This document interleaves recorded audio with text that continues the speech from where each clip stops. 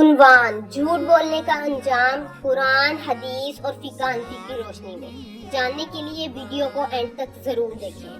بسم اللہ الرحمن الرحیم، الحمدللہ رب العالمین، والصلاة والسلام علی سیدنا محمد وعلی آلہ واصحابہ اجمعین۔ السلام علیکم ورحمۃ اللہ۔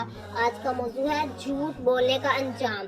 آج کل بہت سے لوگ مذاق، کاروبار، رشتوں یا سوشل میڈیا پر جھوٹ بولنا معمولی بات سمجھتے ہیں، لیکن اسلام میں جھوٹ ایک بہت بڑا گناہ ہے۔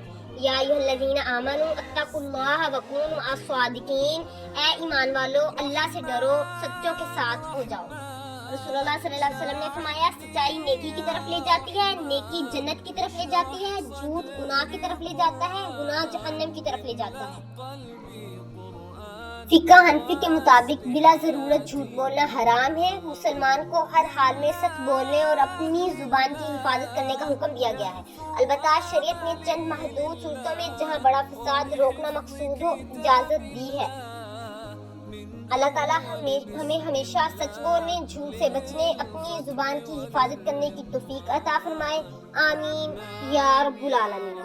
اگر یہ ویڈیو پسند آئے تو لائک کریں، شیئر کریں۔ مزید ایسی معلومات کے لیے چینل کو سبسکرائب کرنا نہ بھولیں۔ شکریہ۔